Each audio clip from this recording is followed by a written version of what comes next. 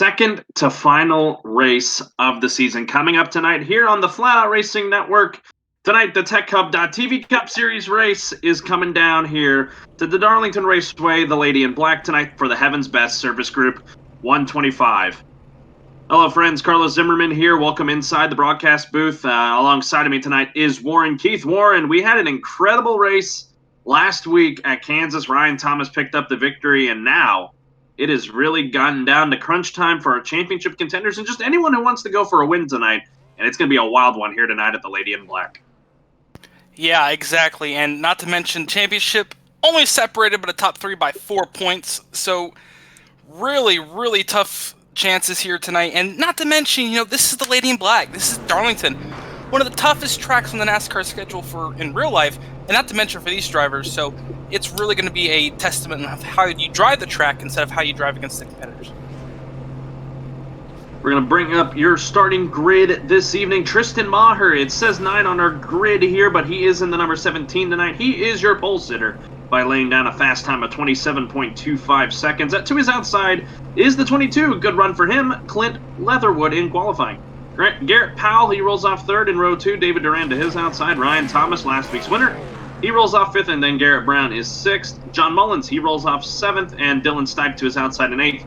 And then closing out your top 10, Craig Burns, your points leader by just a slim margin, and then Mike Tellier running out the top 10. Starting grid will continue to roll on your screen. Warren, the key tonight is really trying to keep your car clean, but at some point, everyone's going to be able to meet their maker with that wall. Exactly, and that wall is going to be the top topic of the whole night. How long do you stay out of it? Are you going to hit a lap 1? Are you going to hit a lap 2? Are you going to hit a lap 20? 125? It doesn't matter when you're going to hit it. Are you going to hit it, and when you're going to hit it is the big question. Another thing you need to watch out for tonight is patience. How are these drivers going to drive with each other? We know that if you get alongside someone on the front straightaway, you can go too wide in turn 1, but the question is, do you really want to do it early in the race? So we're going to have to see how patient these drivers are to get passes done cleanly.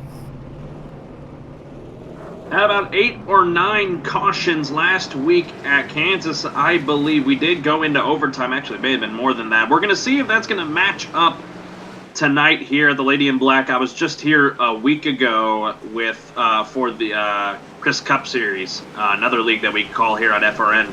And man, those guys, they were slipping and sliding that whole night. I'm expecting the same thing tonight.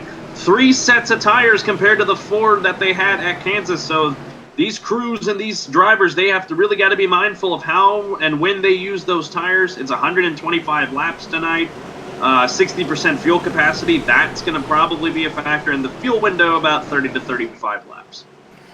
And one little note at the bottom there, Chase Berry in for Marshall Berry in the 4 car tonight. So for the viewers at home looking for your Marshall Berry, he's not here tonight. Chase Berry will be filling in the number 4. Marshall hoping that his brother can really bring one home tonight there in that number 4 machine.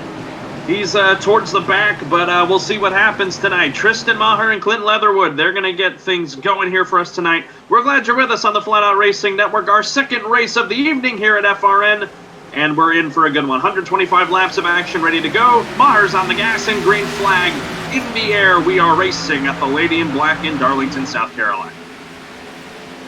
It looks like everyone gets away clean. He's actually a little tap for second place there. Number 87 just barely gets a tap there. It's Garrett Powell. As they come off turn 2, looks like everyone's clean so far. Tristan Maher settles into the lead. The 22, there it is. He's already in the fence here on lap 1. So we talked about it, Warren. That was going to be a problem as he gets down, I believe, into our last week's winner, and we're already under yellow. Yeah, that was a big moment there for last week's winner of Ryan Thomas, and that's the thing, is we're going to try to see what happened here to bring out our first caution of the night. Man, just got to be patient. Got to be patient. Patience, patience, patience. We're going to talk about that all night. Looks like here the 50 of Ryan Wilson just ahead of him, the 23 of Robert Carroll, the 19 of Dylan Hastings. He's got some damage. Someone's smoking up here. It's the 9 of Patrick Stein. Looks like maybe a 4-5 car incident. I'm looking up further ahead. Matt Mackin, he's blowing up, so definitely a 5-car incident. So we'll go back and take a look what happened.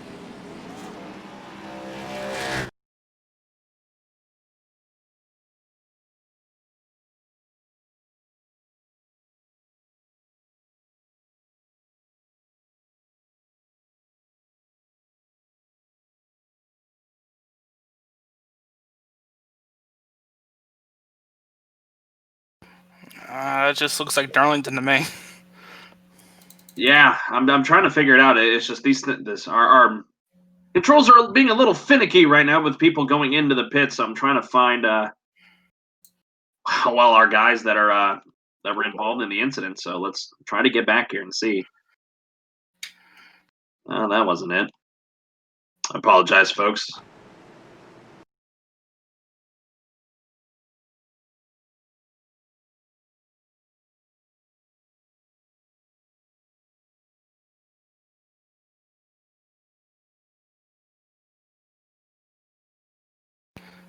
Just got word that car number 8 will be receiving the EOL, so Jason Clark has been involved in that wreck and will receive the EOL for that.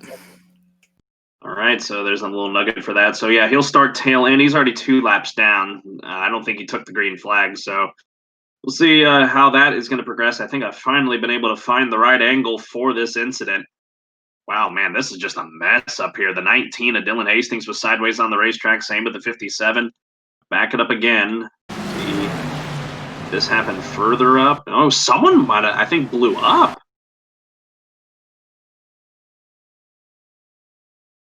Sure does look like it, doesn't it? Yeah, it's Jason Clark. Maybe that's why he got the EOL.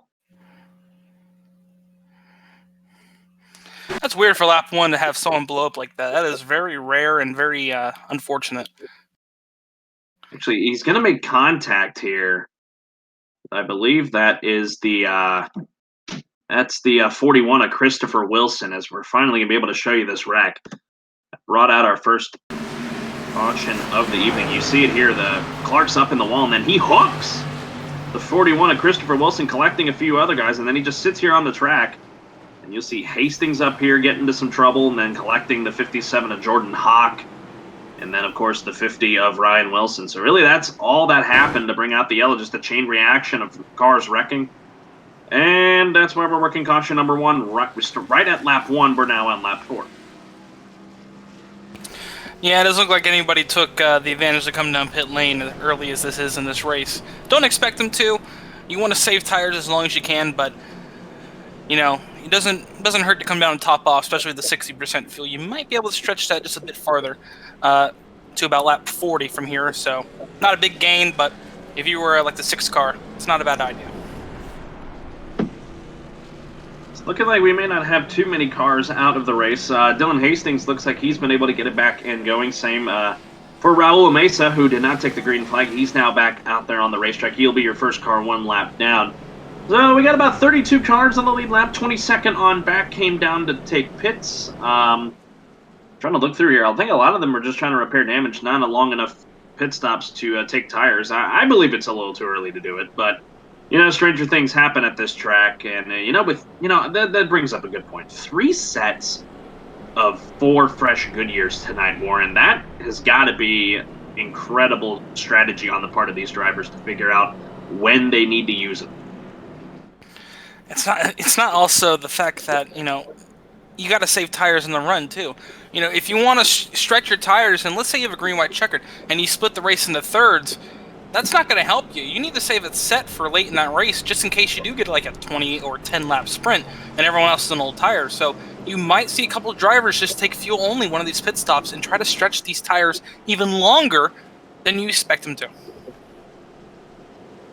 Pace car lights are out. We'll go back green at lap 7 of 125. That'll give us 119 laps to go. Top 10 didn't really change all too much. Garrett Powell, he now sits in the 2nd spot. Clint Leatherwood in 3rd. Ryan Thomas, last week's winner, 4th. And David Durand is 5th. They're not lining up like they should on a restart, so we might get another time. Or no, they have announced single file restarts, it appears. Yeah, and that's probably for the better, to be honest, especially in the turn 1. Double wide, you know, can be quite treacherous, especially on, you know, they're not old tires, but you still get some wheel slippage, so we'll see how the single file restarts work for these guys. Rest of the top 10, John Mullins, Garrett Brown, Dylan Stein, Mike Tellier, and Craig Burns, your points leader coming into tonight. Pace car lights are out. He'll make the hard left-hand turn, and Tristan Maher, he'll get us back underway. Single file restarts the rest of the way. Probably going to be one of the better moves made tonight. As Maher gets to the restart zone, green flag in the air, big-time checkup as Ryan Thomas didn't get going. But Maher, as he heads towards one, he's ahead by 2 car lengths. Yeah, that was just a big checkup by Thomas, wasn't it? And that's going to stack up the field behind him. But everyone seems to get away nice and clean. No big issues off turn 2. As we go back towards the top of the field, Tristan Maher in that 17 car is going to get chased down quite quickly now by Garrett Powell. Maher continues to just extend his lead now with Garrett Powell settling into second. Big time gap between him and Leatherwood, and it looks like these guys have now been able to settle it out. And with this single file action, I was going to say it wouldn't make for much double file racing. We talked to Mike Tellier prior to the show tonight, and he's saying it is going to be really hard to pass here. So you see Ryan Thomas try to make a pass there, and he could not do it, despite the fact that the 22 scrubbed the wall. As he continues to scrub the wall, and Thomas still cannot make a pass. That is going to be a tough thing for these guys to deal with tonight. It's going to be a very tough thing for these drivers to deal with. And, you know, turn 1 and 2, run through there 2 wide all you want, ain't going to help you. You might as well just go through their single file. But as you see, Ryan Thomas got a good run now off turn 2. He's going to try to make a move in turn 3, and that bottom side's quite viable. You can do it in turn 3 and make a pass, but you better be able to stick and commit to it, as it looks like the 22 of Clint Leatherwood is going to get the advantage off turn 4. He does get that good advantage as you got David Duran blinking behind them, something we're going to have to watch out all night long, these guys having connection issues. That's the whole sole reason why I was not able to bring up that whole wreck to you with the connection issues, as the 24 continues to have troubles. But now Leatherwood settles into that 3rd position and is starting to try and get away from the 32. 32 will try to battle back. Deeper in the field, trying to look through here, trying to find some of our points guys. There's Craig Burns. They're in the 12 tonight, sporting a tribute really to Jimmy Johnson with that Lowe's Chevy scheme. So cool to see that. As we are at Darlington, a lot of throwback schemes tonight. You see the old famous number 3 just ahead of him and Mike Tellier. So that's something we'll talk about throughout the evening. But yeah, there's Craig Burns. Came in tonight with a really, really slim margin, and he needs a good run tonight to maintain the points lead when we head to the finale next week. Yeah, and don't think about the points tally right now, because if the points are going as I think they are, it'd be a tie right now, as Garrett Brown is in 7th and Craig Burns is in 10th. So the points are just going to be one of the taco points tonight, as he's about to get passed yet again by Justin Belmont. So not the positions that Craig Burns wants to lose right now. But it's a long race. He's still got time to make them up, and he's just trying to be conservative. Well, with that move, that would put Garrett Brown into the points lead by 1 point, according to live points, if we're doing the math correctly. Justin Belmonte moves now up into the 10th position there in that 30. Did not run at Kansas last week, so this is an interesting guy to see out there in that number 30 and having a good run. So far, looking through here, Travis Dowley way to the bottom of the racetrack trying to get around Cody Jordan, and could not complete the pass on the number 1 Monster Energy Chevy, so the 15 of Travis Dowley, he'll remain in 15. Back at the front of the field, the gap is not that much. It's about 0.2 of a second still between Tristan Meyer and Garrett Powell, as Garrett Powell just easily sneaking up on him, just trying to stick with him, or, you know, maybe conserving a little tire behind Tristan Meyer, but it's still first and second separated by just about 0.8 of a second now as they're roll through 3 and 4. Now the 87 trying to get that good run. He had a good one down the back straightaway, but then it just kind of stifled off in 3 and 4, so that just tells us where Maher is good. But then when you head down into 1 and 2, the 87 is able to really suck up close to him. But after that, not really able to run up to him. So Maher going to try and defend that spot, but man, oh man, Powell, he is now right at the bumper. But here's where Maher's good, so that's going to be something to watch for all night long when we get into these runs. And it's quite nice that, you know, you think about it, the top 5 separated by 1.3 seconds. So everyone's keeping up with each other up here, and it's going to build for a nice part of this race. As lap down car, the 23 car, and the 6 car in the way of the leaders. 23 actually got loose in turn 1 and 2, about scared me half to death. But it looks like the leaders will get by them nice and cleanly, as that does bring now 3rd and 4th up into the party. And, you know, that scared me half to death too, because, you know, just these lap cars that, you know, at any track, especially at tracks like Darlington, and we dealt with it at Kansas last week, it is just scary with some lap cars.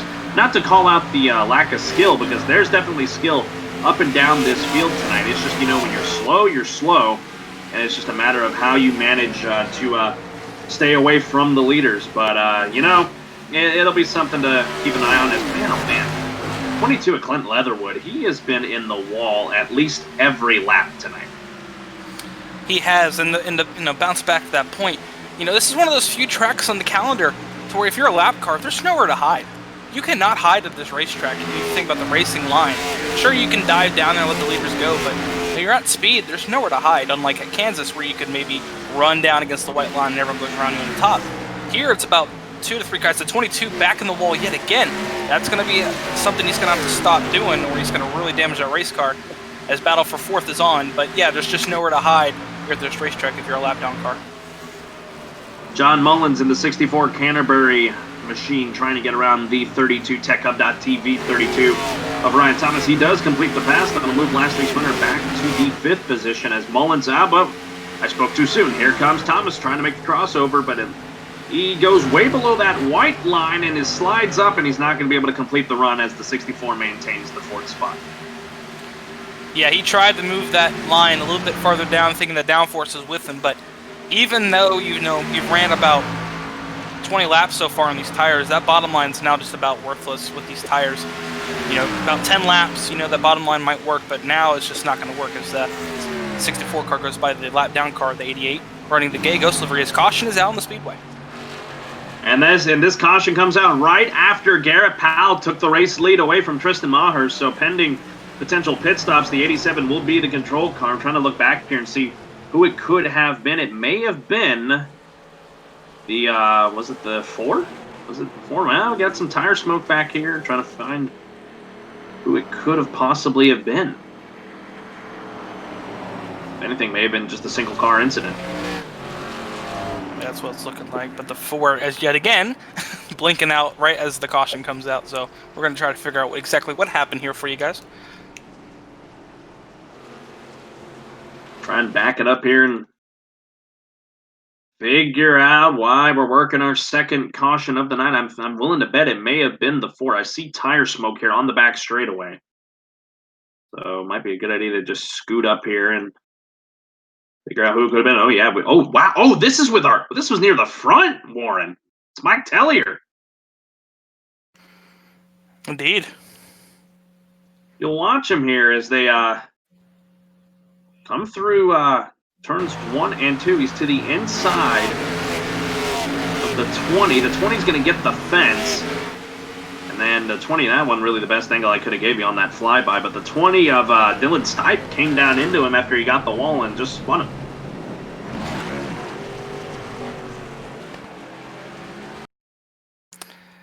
Yeah, it's weird. And that's just one of those things to where, Darlington, I've always said, if you wreck at Darlington, you're going to wreck pretty bad. And, luckily that wasn't as bad as it could have been. But, not a good result there for Mike Tellier in the number 3 car. Woo! Just getting a piece of that one was the 00. That was Parker Bland, who just got a chunk of Mike Tellier. But really just a 2-3 car incident, and that's why we're working our second caution of the night. 3 got a little bit of back-end damage, but other than that, really just flat spotted the tires, and he should be able to keep it going and maintain himself on the lead lap. Yeah, but, is that damage going to cost them? How bad is it going to cost them? I know this track isn't very, as they say, aero-dependent as some of the bigger speedways, but especially with this package, it is pretty aero-dependent. So we'll see how that damage on the 3 car affects him the rest of the way. Top 6 stayed out on the racetrack. Garrett Powell, he is your leader. When we come back on the other side of this break, should see the restart for this one as we're closing in on 100 laps to go. You're watching the TechHub.TV Cup Series presented by Kicking Asphalt Racing on the Flatout Racing Network.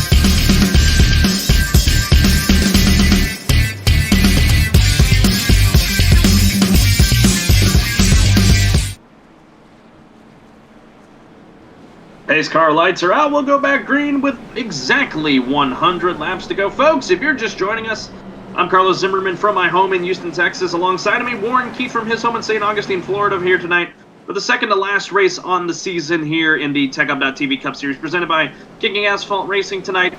The Heaven's Best Service Group 125 at the Darlington Raceway. Two different leaders so far tonight. Tristan Maher led throughout the majority portion of this race, the first 20 laps or so. And Garrett Powell took the lead away right before we had this caution. It's going to be an interesting restart, as we're going to restart double file here compared to the last restart. Yeah, and that might be an admin thing. They might have just realized in that first restart, hey, let's just single file, see how it goes, and, you know, see if you guys can handle a double file restart this time by. But pace car hits the pit lane. Garrett Powell in control of the field as we'll bring it down to the restart zone box. Get ready to go back green as the stacked field's up behind him. Keeping it nice and steady as they get back under green here at Darlington, and we're underway. Garrett Powell gets a good restart. Can he clear before turn one? Indeed he does. Slams the door on the 17 of Tristan Maher, moving up into third now, and we're under yellow. Oh boy, that did not take long at all. Looks like a restart stacked up. I'm going to go back here and see who it was. May have been the 37 of Raul Mesa, and it looks like it was a single car incident. Yeah, and now I even said it as they're coming up, like, they're stacking up here. So, you know, maybe they should go back to single file. But, you know, we'll see. But that double file restart it looked clean until they got to the line. Well, that's unfortunately a little above our pay grade to be able to make that kind of call. So, but you know, from the broadcaster standpoint, yeah, they probably ought to go back to single file because they got a decent green flag run out of it. So we'll go back, take a look what happened to Raul Mesa, and on this restart, it looks like it's just a stack up for him. Yeah, and I don't know about that.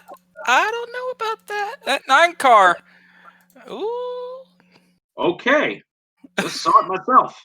Yeah, that 9 car came right down to the 37 and the 28 like he wasn't even there. I don't know if that's intentional or not, but he just turned dead left. Okay, I'm going to try and get to him here. I believe that's the, oh, good Lord. Come on. Things trying to be a little finicky with me tonight, but regardless, it is the 37 as to why we are under the caution with the contact with the 9 car. Let's see what happens here. You see it at the top of your screen. The 37 gets a good jump. 9 never got going, and he just turned dead left. What the? He did, yeah. I said he turned dead left. So, don't know what the intentions were of the 9 car, but as you saw in that restart there, the little stack up ended up with a wreck on the front straightaway here at Darlington to bring out a 3rd caution of the night. I don't know. Maybe something broke on the 9 and it just hooked, or, huh? That is absolutely strange. Yeah, that's why we're working caution number 3, and wow, that is. I've been calling for FRN for a good half of a year now, and that's probably the strangest wreck I have ever seen across any series that I've ever had the pleasure of calling. So anyway, we move on. We just disregard that. As the 87, he maintains the lead. Looks like the top 6. Actually, it looks like maybe the top 12 all stayed out on the racetrack. Yeah, first car in pit lane. It's a 19 of Dylan Hastings. We'll see how many tires he takes. Looks like he's going to get 4 tires here on fuel. So first driver on new tires will be Dylan Hastings in 19, as I believe that is his first pit stop of the night. Some drivers have already taken 2 pit stops, but we'll see how many are on new tires as we go a little bit farther into the stint. So your top 10, Garrett Powell, Tristan Maher, Cody Jordan, David Duran, Mike Tellier, that's your top 5, Jerry Culver, John Mullins, Clint Leatherwood, Justin Belmonte, and Garrett Brown. You know, while we're under caution here, this is Darlington, throwback race tonight. A lot of guys running throwback schemes tonight. One already came to mind, the 20 of Dylan Stipe. He's running a scheme that harkens back to Tony Stewart's younger days over at Joe Gibbs Racing back in the early 2000s. And then, of course, we mentioned Mike Tellier tonight running that, I call it, what do I call it? Either way, it's reminiscent of Dale Earnhardt's seniors machine for so many years. Of course, I'm sure Tellier's was a big fan of him, so that's why he's paying tribute to him tonight. So yeah, you'll see a lot of these schemes throughout the night here on a throwback night here on FRN. We're glad you're with us. You know, I know in times like these, you're trying to find some entertainment on your Sunday night. And I'm glad those of you that are watching, we're glad you're with us. As you know, this is the second race of a double header tonight. Adrenaline was running right before us, and they had a 3-wide finish to close out that race. I don't know if we're going to be able to match that level, Warren, but, you know, that's sure one way to finish a race. I wouldn't be so sure, because the way we saw them race last week at Kansas and how they've already been racing tonight, we might see a 6-wide finish. Who knows? But, you know, going back to Dylan Stipe, he's running that 2002 Home Depot Tony Stewart scheme, and, you know, he's one of the top 3 in points, so separated by 4 points. So maybe a little bit of a, you know, lucky 4-leaf clover there, trying to get some championship hopes involved with him, but he's already got damage, so I don't know about that, but we'll see how this race goes on. He's in 23rd right now. He's already had 2 pit stops tonight. I'm willing to bet he may have already used 1 set of his Goodyears, so we'll see how that pans out for him. Meanwhile, at the front, I'm thinking we should get the 1 to green this time, and we'll go green at lap 32 of 125, closing in on 90 laps to go, and there we go. They will put the lights out, and I think they listened to us, Warren. It looks like they're going to go single file. Yeah, good call there. Good call. The single file restart, we did get a good green flag run in as as we're trying to figure out words tonight here on FRN. But yeah, single file restart looks to be the best way to go right now, especially in turn 1. Everyone gets a good clean restart and all the room they need to get through turn 1 and 2 very nicely. And top 10, Garrett Powell, Tristan Maher, Cody Jordan, David Duran, Mike Tellier, then Jerry Culver, John Mullins, Clinton Leatherwood, Justin Belmonte, Garrett Brown. Garrett Brown, one of those guys that is trying to make a run at the points lead going to the season finale. Craig Burns, he's 2 spots behind him. Dylan Stipe, 11 spots behind Craig Burns, so pretty spread out amongst those guys.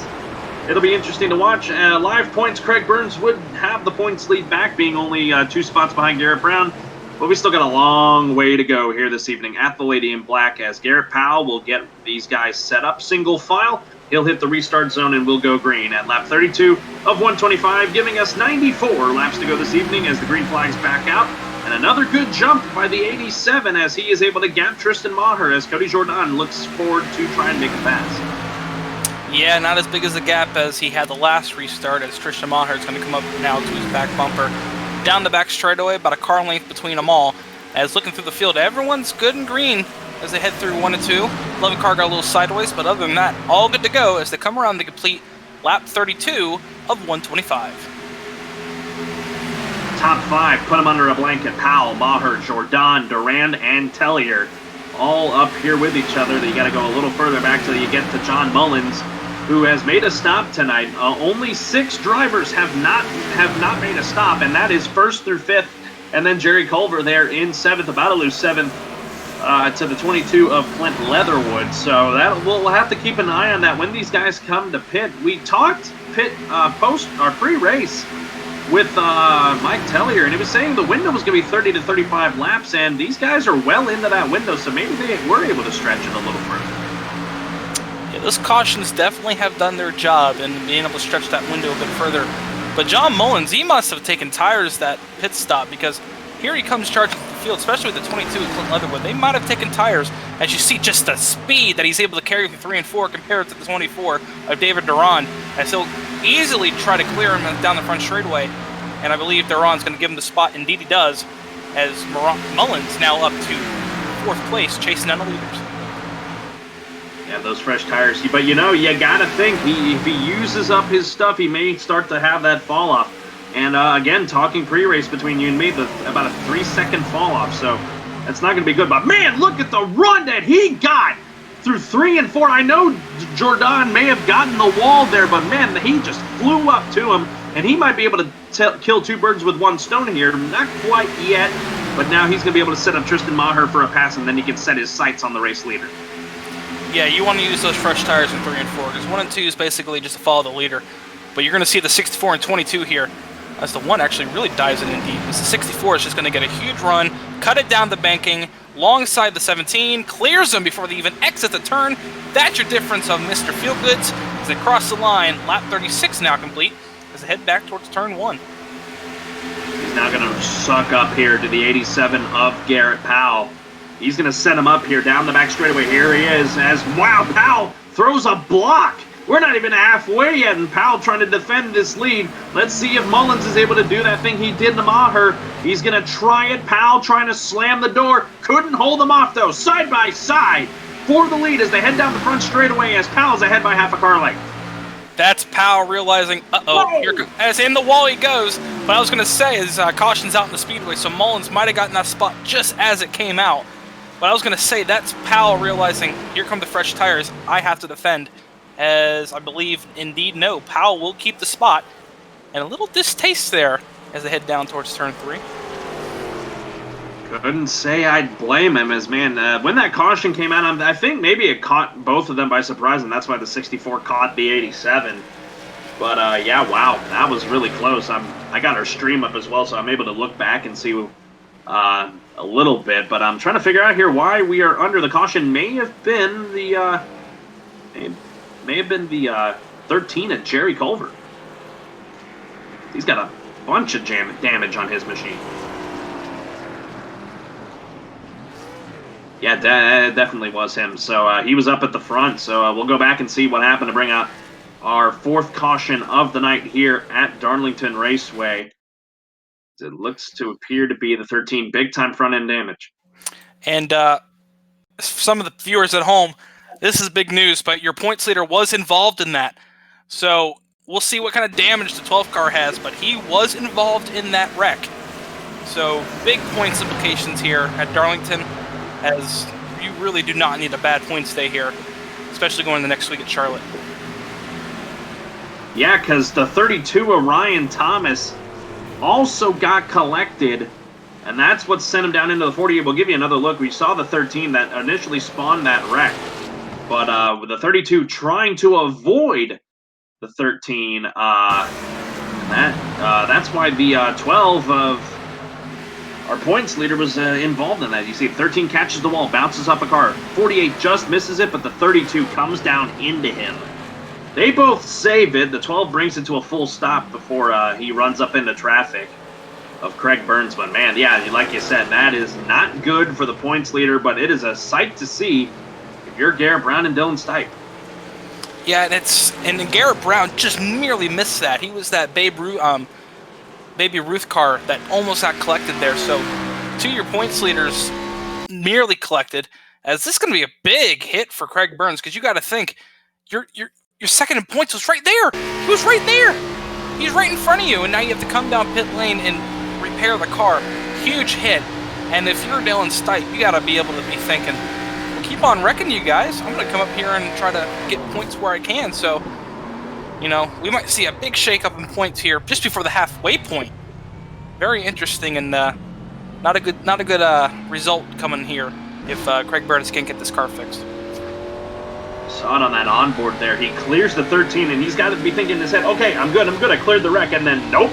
Here comes the 32 of Ryan Thomas, slams down into him, and that's why he's got front-end damage, and he is now sitting in the pits trying to repair all that damage and then maybe get 4 fresh fuel goods and get himself back out there. And that's why we're working our 4th caution of the evening here at the Darlington Raceway. John Mullins, he has assumed the race lead out of the pits.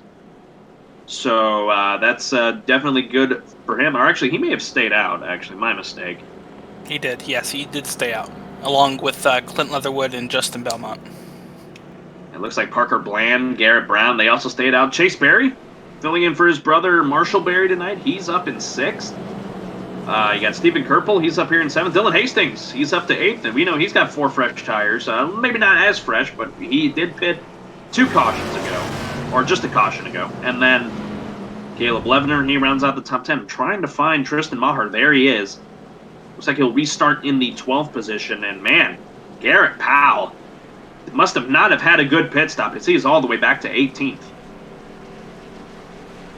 Indeed, and if we were to look at the points right now, that gap is opening bigger and bigger towards Garrett Brown as they run. Of course, it's only lap 42 of 125, but you know we're going to be talking about that all night. That points battle heading into Charlotte, And right now, it is not looking good for if you're Dylan Stipe or, Craig fans, because it's not looking good as Garrett Brown is opening up that gap by about 6 points now. Hey, look at that gap between them. He's 5th. Garrett Burns is 25th on the racetrack, back out there. Still on the lead lap, but towards the tail end of it. And then, of course, Dylan Stipe, he's up in 16th. So Stipe picked up points right now on the live tracker on Craig Burns. But as things run right now, Garrett Brown is your points leader. And again, we're going to have to just work out the math at the end of the night whenever everything is all said and done. Of course, all three of them would love to get a win and really set themselves up for Charlotte next week, as pace car lights should go out this time by, and we'll go green at lap 44 of 125, just over 80 laps to go this evening at Darlington.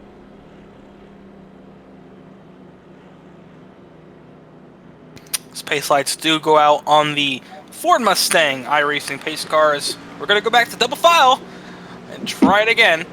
Your top 10, John Mullins, Clint Leatherwood, Justin Belmont, Parker Bland, Garrett Brown, Chase Berry, good run for that Ford car, Stephen Kerpel, Dylan Hastings, Caleb Levere, Ryan Wilson is your top 10 as the field doubles up yet again. All right, Carlos, double filing it up. See what kind of restart we get here. Are we going to back it up again, or are we going to get through turn 1 and 2 cleanly? I hate to be pessimistic, but, the trend of tonight's race, the channel, my inner Larry Mack, you go double file, you have a wreck, and we're back under caution. When you have single file restarts, you get a half-decent green, well, maybe not half-decent, but really decent green flag run, and then before another yellow comes out. So maybe this is the trend tonight. Every even caution, they go double file, and then every odd caution, they go single file. We'll see as the 64 is going to get set and hit the restart zone here with Clint Leatherwood to his outside. And we'll go green with 82 laps of action remaining as, Mullins got a really good jump. Green flag back in the air. Mullins with that Kansas start we saw from Ryan Thomas last week. Just before they even get to the zone, we're gone. As through 1 and 2, it's a battle for 4th. It's a 0-0 in the number 10 of Garrett Brown. Your leader in points come off turn 2 as the 0-0 in the wall. Keeps it together, but a scary moment as you're the 10 car running side by side through 1 and 2. Dylan Hastings might start running up on him as well, the 0-0, trying to maybe just hold service right now. Really, the guy that's on the move, though, is that number 10, Baby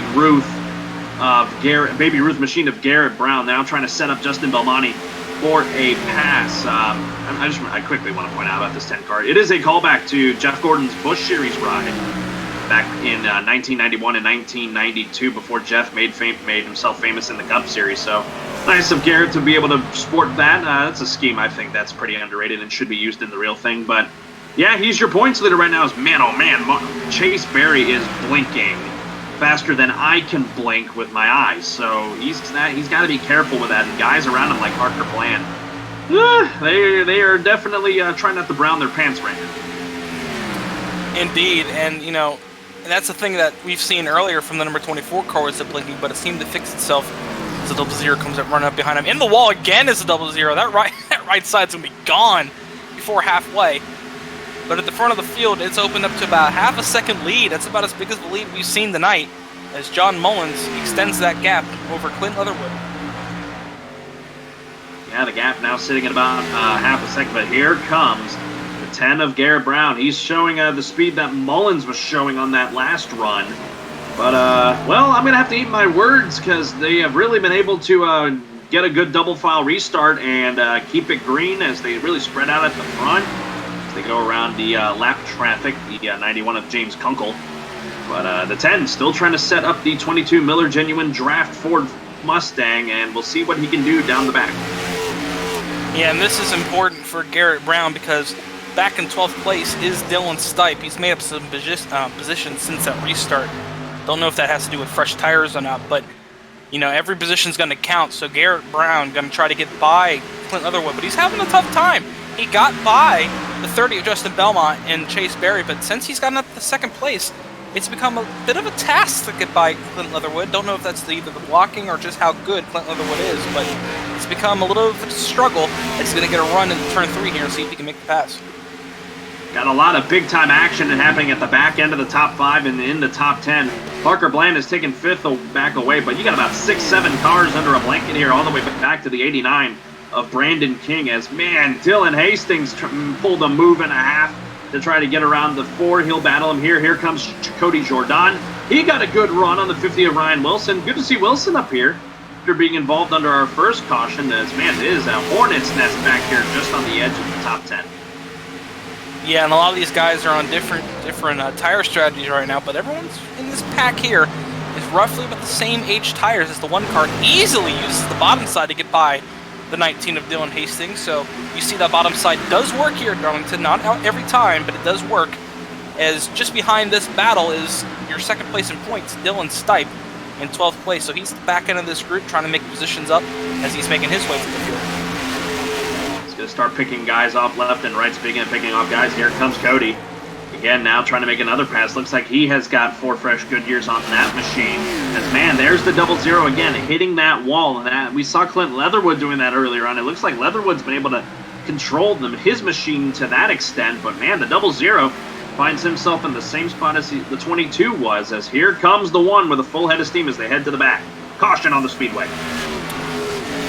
Caution out yet again. This is caution number 5 before lap 55. So we're not even near halfway yet. And we already have 5 cautions, as leader will be John Mullins crossing the line. May have been Dylan Stipe. He is down here on the apron. This was just outside of where we were looking. Oh boy, that is not good for a guy battling in the points, as he is down here on the apron. Doesn't look like he has a whole lot of damage. We'll go back and see what happened. He may have just spun and flat spotted the tires, but he's got some pretty significant contact there, Carlos. Oh yeah, it looks like an oh boy.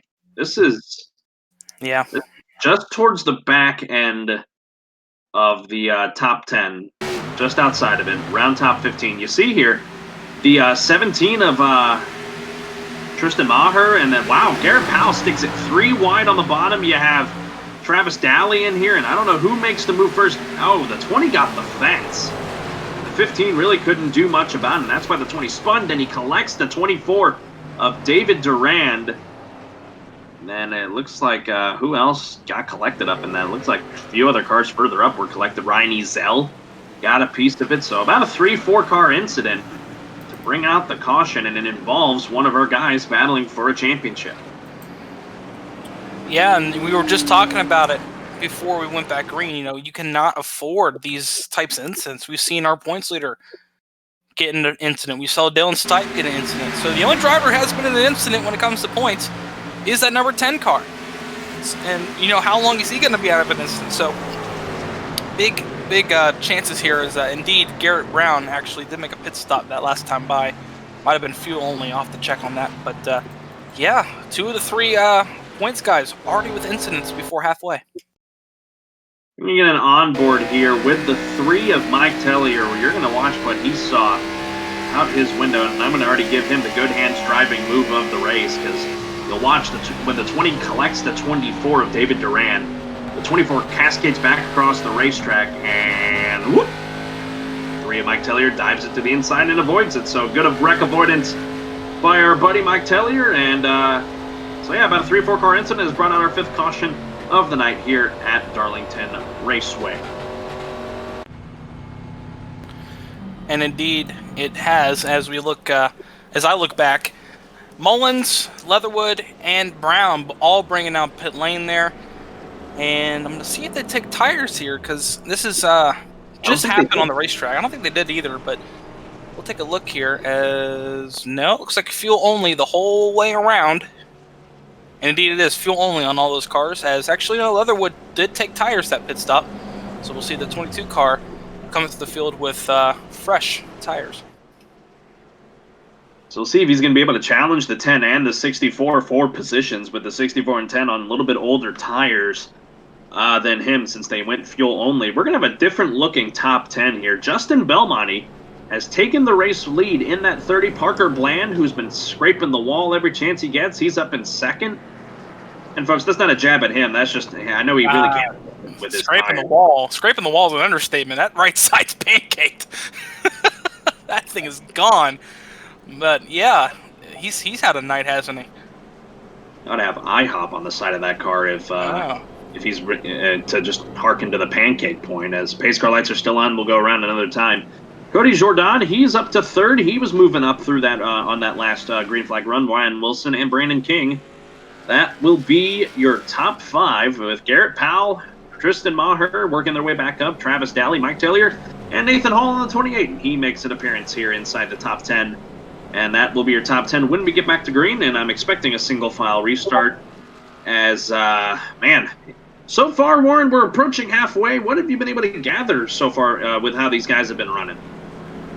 Well, I've seen some things tonight that I want to point out. The fact that, the cautions have definitely not been short of many, and that is going to actually extend this fuel window that we're having here for some of these drivers. So we'll try to take a look for that later in the race when it comes down to fuel mileage. So, how do you balance that out late in this run? But also the fact that, patience, even though we've had all these cautions, patience has been plenty throughout the field, which is nice to see.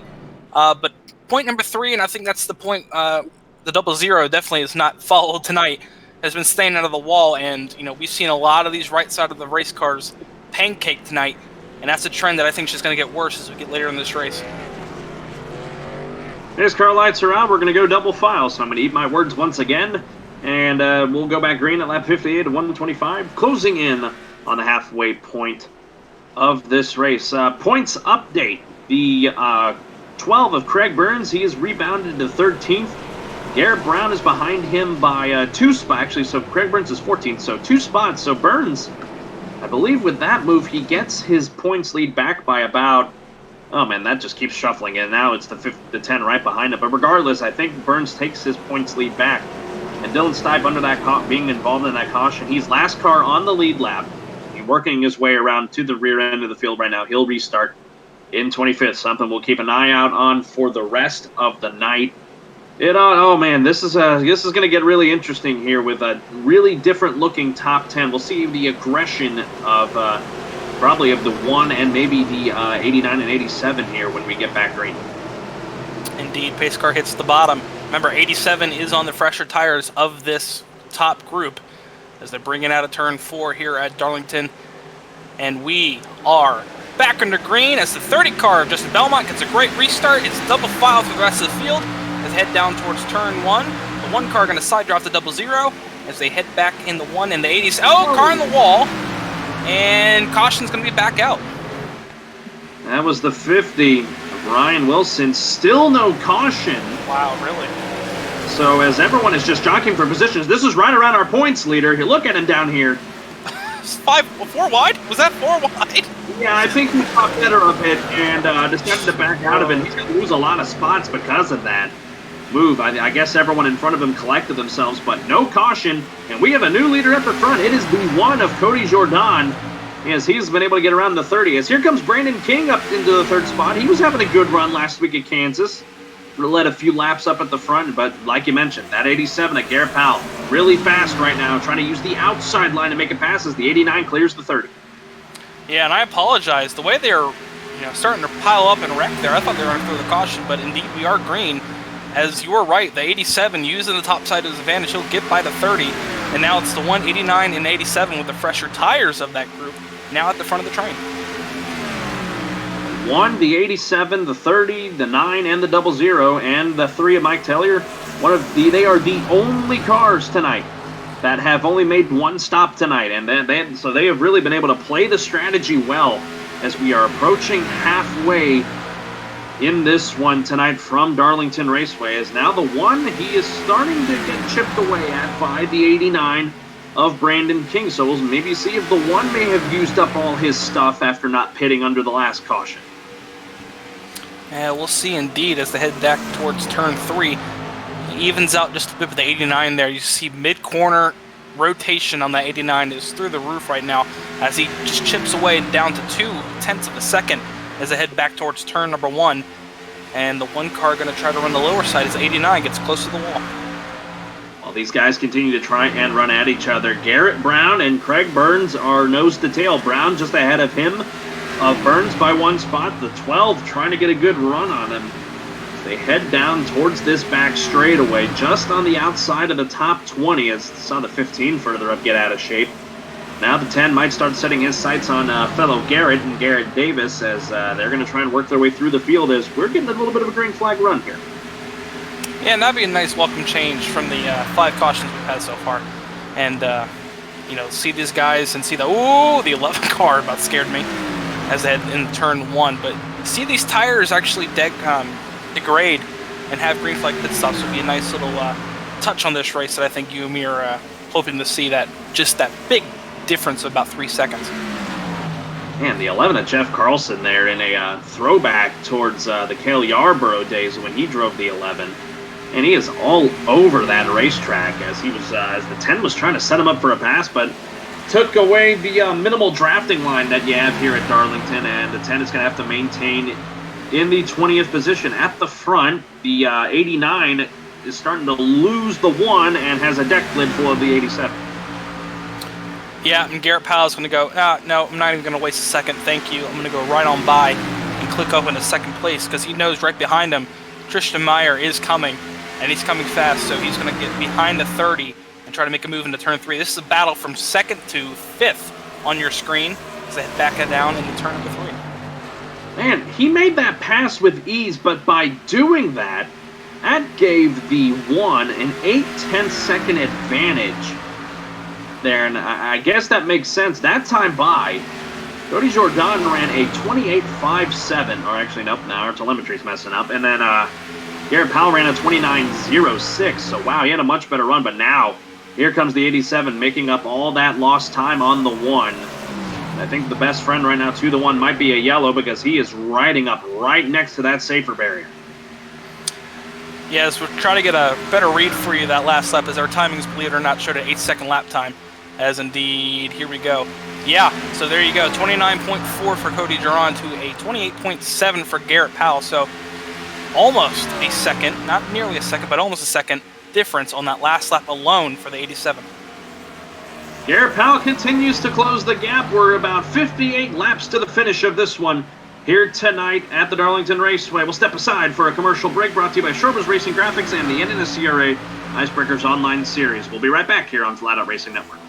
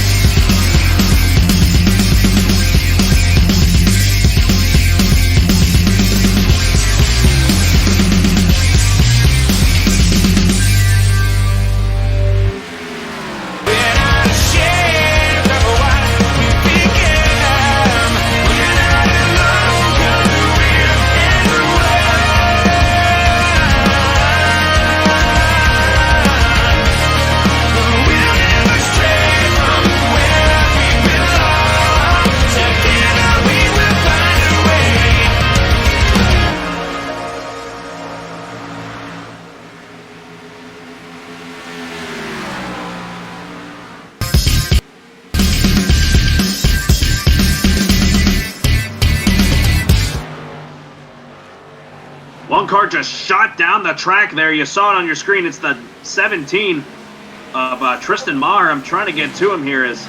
Man, oh man, I'm surprised that didn't bring out a caution. I looked up, and he just swung down the racetrack and pancaked the inside wall. Yeah, got a little bit of that turn 2 wall. Tried to overcorrect it and just slams the inside wall. Had it stopped there by the bottom, so I believe the officials were going to let that go back green. And indeed, we are still green, so no caution on the speedway. But right now, that 17 car is on pit lane and assessing the damage on that Camaro. That is going to effectively put him 1 lap, possibly 2 laps down. So our pole sitter definitely has had his night not go his way officially now. He was running well tonight, but now finds himself, it's definitely going to find himself 2, possibly 3 laps down to our race leader in Cody Jordan as he continues to try, and as the one in the 87, Warren, they have really stepped away from the 30 and new third-place car, Ryan Thomas. Yeah, and that's another story you need to keep an eye on. Ryan Thomas was involved in a wreck earlier in this race. You see that rear end damage, and then also he was involved in 2 wrecks. Now that I think about it, he was involved with that wreck with your points leader as well. So fresh tires might be the result of that 32, but he is flying through this field and he's up to 3rd place. So good rebound for your last week's winner from Kansas. Battling a little bit outside the top 10 here as the 22 of Clint Leatherwood is down off the racing surface. Don't know if he got a piece of that same wall that Maher got, but he's heading to the pits. Oh, and bada bing, bada boom, Parker Bland in the 00. He just missed pit lane entry. I mean, he blew by it, tried to get it slowed down, but it was having none of it and just missed that top of the pit entry. And he's going to have to make his way around the lap yet again to even get to pit lane. He might be low on fuel. No, he picks it back up down the back straightaway. He's 52 laps into this run that he has been since he's been in the pits. So he may have ran it a little bit dry, but he's going to make it into the pits this time. The only other guy that's on the same, well, there's a few guys that's on the same sequence as him. That's also the 30 of Belmonte, and that's probably why he's slow. But now the 00 brings it down to the pits. He's going to lose a lap. Clint Leatherwood, he's still sitting in the pits. He's going to lose more laps. Tristan Maher has also not returned to the racetrack. Indeed, he has, and as back up toward the front of the field, it's still 4/10 of a second lead. So the 1 car of Cody Duran as he blinks out there, get a little peekaboo. 69 car gets out of the way, very nice there as he goes down to turn number 3. But he's opened up that bit of a gap, and now it's up to half a second. So the 1 car finding some speed on these older tires and pulling away from Garrett Powell. I think what's happening is we're having some guys, aside from those that hit the inside pit wall, down the back straightaway, I think some guys, they're making some green flag pit stops here. Stephen Kerpel's in the pits. Ryan Wilson was up here at the front. He's in the pits. Parker Bland is making it. He made a scheduled pit stop. So, yeah, green flag pit stops, Warren. And just as we were saying, oh, well, the 1 car got about a half-second lead. Well, that's gone. 1 car got loose off turn number 2, and now Garrett Powell is right on the back bumper again, 0.2 of a second separating 2. And this is just allowing Ryan Thomas to close the gap in. He's only about a second and a half back, but he's not that far when you think about it, and this goes green, and he's able to get a green flag pit stop in. This might work out in favor of Ryan Thomas. Yeah, I think that definitely could work in his favor. Looking at where they're at in terms of the pit run, Ryan Thomas is 14 laps fresher tires and fuel tank, as is the 64 John Mullins, compared to just about everybody within the top 10. So he can go about another 14, 15 laps before he may have to consider making a pit stop compared to these guys, pending on when the 1 in 87 pit. So he's definitely going to be your leader for a good amount here if we keep it green here, as pit stops are going on. Parker Bland's back. Actually, no, is that Parker Bland? Yeah, Parker Bland. He's back in the pits as the 1 got the fence, and that could set up the AV7 here for a pass as they're running up on lap traffic. 87 might take a look, but the fact the 1 was able to hold on to that position after hitting the fence is just remarkable as the 88 gets out of the way. Good sportsmanship there. As Powell trying to gain a little bit back off turn 2, ain't going to happen. And still just about a car length advantage as they head down the back stretch. But the 87 throwing it in deep. See if it pays off on corner exit. And indeed it will. Yeah, he got a run. Here he comes to the inside there. The 87 of Garrett Powell trying to take the lead back from the 1 of Cody Jordan and takes it back with ease. The 1 going to try the crossover. Can he make it stick? Not going to happen. New leader, the 87 of Garrett Powell, and just like that, that is going to allow Ryan Thomas to close right up to him. Took the words right out of my mouth. I saw that 32 just shooting up behind him, and I'm like, this is not exactly what the 187 need, because the 32 is on fresher tires than these 2. Not much fresher tires, but still fresher tires. And late in this run, that is showing maximum benefits as he's able to close up right on the back of the 1 car. He's possibly run his stuff out, battling the 87. Good run, though, tonight for all 3 of these guys. Last week's winner being the 32 is Parker Bland. You see him there return to the racing surface. The 87, he's been good tonight, and the one, he led for a good amount. There's the 32, gets the fence. Yeah, that's not that big of a deal. We've seen everyone hit the fence tonight there, Carlos. It's just a little scrape compared to the damage he has on the back bumper of that car, but this is true. Yeah, you know, these drivers, you know, we'll see how much further they can go on these tires before they start to realize, you know, the net gain of staying out. I know you have 3 sets, but you get some of these drivers who just came in that have fresh tires, and they're going to blow by you. And you see Parker, just look at the shot here. The 00 coming up like a rocket ship. He's going to blow by the 32 on the front straightaway here. So you just see how much the tires are worth. It's a 19 now coming up behind him. And this is something about Darlington we don't really talk about. Usually you think about, oh, the lap down cars are the ones we need to worry about. It's the lap down cars here on the fresh tires that are the bigger problem, not the other way around like at some other tracks. I see, looking in the chat of our stream on YouTube, our winner from the Adrenaline Race prior to with Bronson Stafford watching. We'd like to welcome him, and he's also one of our colleagues here at Flatout Racing Network. Big congrats to him on his win in that race at Michigan. And then, so he goes zoom in the chat. Yeah, no kidding. They're really flying by tonight. He has the 87 now under fire yet again. Oh, it's the 20s around on the back straightaway. That's going to bring out a caution right in front of our leaders. Whoa! And the one against the wall. Oh, my goodness.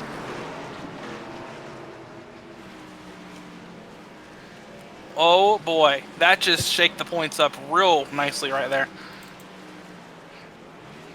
I've lost the 20 on my... Oh, there he is, the 20. Wow. I look away for a second, and the 20 is flying around like a top on the back straightaway. Yeah, you know, the one was a victim of his own circumstance there. He missed the wreck. He just tapped the wall. So, you know, the one car just ruined his own night there by just, you know, I don't know, overreacting or something like that. But that just ruined the whole one night as he's down pit lane, or coming down pit lane this time by with no front end. So the one car effectively done tonight after battling for the lead here the last, I don't know, 30 laps. You look here on the replay here, I think the 37, Raul, actually the 20 gets the wall, and then the 37 had nowhere to go. Wow, what a hit by the 20, and yeah, no one else hit him. Literally nobody else got into him other than the 37. But like you said, the one trying to correct and avoid the incident essentially may have taken himself out of contention and is there in the pits right now. We'll look at what happened with the one exactly. We were only able to get a brief look at it as he's got a lot of front-end damage. Yeah, and this brings up another point there, Carlos. You know, this is right around that time to where you need to think, can I even think about stretching this race out? It's lap 87 for 125. You know, the fuel window is about 30 to 35 laps, so we're just about there on the pit window. You know, maybe a couple laps outside of it, but if we get caution after caution, this is going to put you right into it. So we'll see what kind of what drivers take advantage of that. Yeah, it's going to be interesting to watch here as it appears the 87 should be the race leader. Telemetry is showing Jerry Culver. That is correct. Unless he stayed out. Maybe try and lead a lap and then maybe bring it back down. So, oh boy, this is really shaping up here. That is arguably our longest green flag run of the night then, because that set up green flag pit stops. And that move there, with it happening when it did, that leaves us only 14 cars on the lead lap.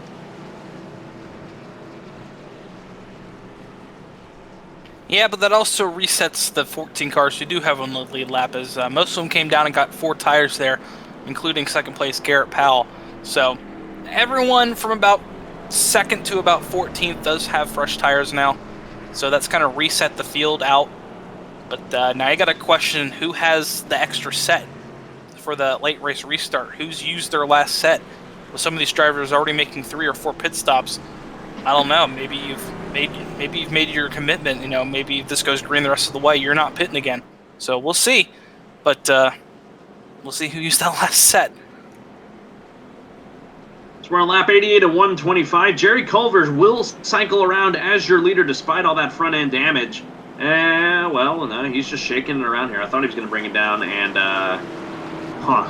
trying to keep watching him here. Regardless, cars out of the race this evening. Jason Clark, he's out in 38th. Christopher Wilson out in his 41 in 37th.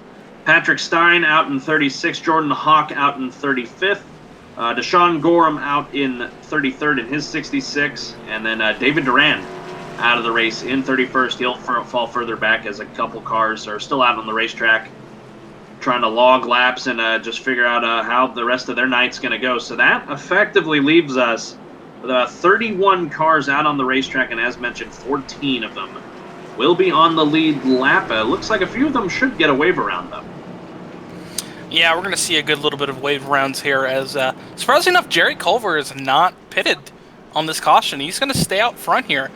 And we'll see if he gets to come down pit road or anything like that on one to go. But it'll be interesting to see what happens here. But a little bit of a recap here on your point situation. And if you look back at 7th through 9th, there they are. You know, the 10 car of Garrett Brown and the 12 of Craig Burns. Those are your two remaining points battlist on the track right now, as the 20 car is effectively, he's not out. He's sitting a pit lane getting fixed. But that damage isn't going to be very kind to him when he comes back on track. But these are your two warriors left on track points wise. But let's not forget the way these two have been running.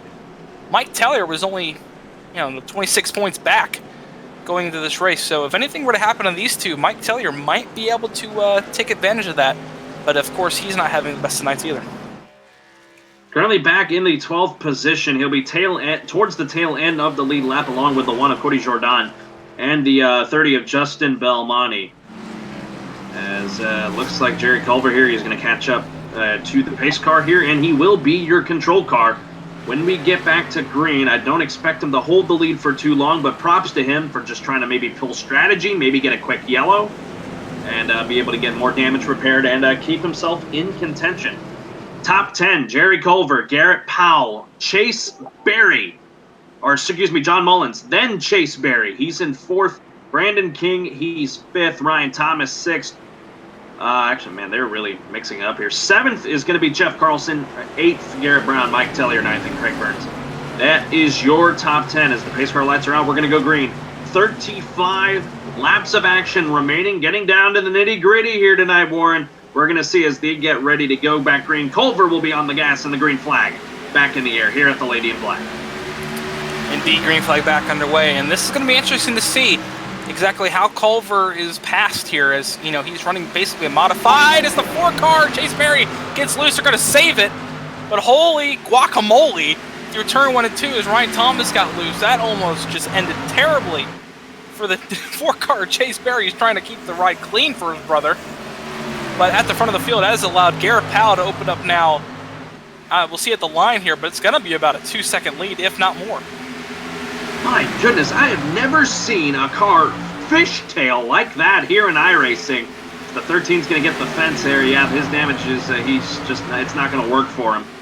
As the 89 gets a little loose there through 1 and 2, Chase Berry finally collects his car, and he's up into that spot as other cars trying to get around the slower 13. Man, oh man, that could have been disastrous, but we keep it green, as the gap between Garrett Powell and new second-place car John Mullins is about a 2nd and a 3rd. Yeah, and that time by, it was basically even, but John Mullins did have the advantage on lap time. So we'll see what kind of speed John Mullins has. He's been back and elevated to about 10th that last run, but now 2nd place. Not much damage on that race car. We'll see if we can chase down what has effectively been the best car of the night, Garrett Powell, as we come down to just under 30 laps to go. That gap is closing. It is down to a full 2nd now, so it looks like Mullins has the fresher rubber on that machine, but is he going to use all of it trying to get to the 87 of Garrett Powell? We got a new 3rd-place car. Brandon King has taken the 3rd spot away from the 4 of Chase Berry, moving the 4 back to 4th, and Ryan Thomas, he is right there in 5th. We saw him starting to run down at the time, the 87 and the 1, but with that happening, that debacle of that last caution, that has moved him there. Man, Chase Berry, he is definitely fighting an ill race car at the moment. Yeah, that's going to allow Mike Taylor to come up as Leatherwood on the 22 car there on the bottom. As he spins, and Mike Taylor on the wall. On the back, caution should come out. Indeed it has. Caution is out, caution is out. Wow. I don't know if Mike if he just ran out of room or didn't. He was trying to make a pass with that 22 coming back onto the racetrack. Maybe possible net code as well. I'll take a look for you.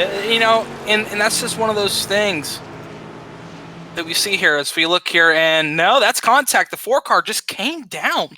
You know, he was trying to make a pass, didn't know the 3 car was there, but you know, nothing Mike could have done there. That was all on the 4 of Chase Berry. Inexperience really taking its toll here on the back straightaway at Darlington, as that's going to take out 3 cars, the 3, the 4, and effectively the 22, as I believe he did hit the 4 car after that wreck was over. Oh my goodness, the 3 of Mike Taylor. We mentioned him prior to this caution. Possibly might have been starting to insert himself into the conversation of being competitive at Charlotte for a title, and that might have just very well gone up in smoke. Big-time rear damage, right side damage, and front end damage on that 3. That may have effectively taken him out of contention for the win. Yeah, he's effectively done here. That front end's not going to, you know, he's going to be off the pace. Horsepower's about gone out of that thing. But, man, I was just about to bring up the point that Mike Taylor was running with the 10-car Garrett Brown, and he was doing everything he needed to. But coming off turn 2 there, you know, Calamity Corner here. We've seen it in the past. Hell, Days of Thunder even said it back when that was turn 4. You know, it's just one of those turns in racing where anything will and can happen. You saw that on board there, yeah, making the contact there. The 4 came down, and then the 3 just had nowhere to go. And that has effectively really ended pretty much both of their nights. Both of them having a good run. Chase Berry, you know, running for his brother tonight. Marshall Berry could not make it, so my goodness, just a little bit of drama right here at the towards the end of this one. So that's why we're working our 7th caution of the evening here at Darlington.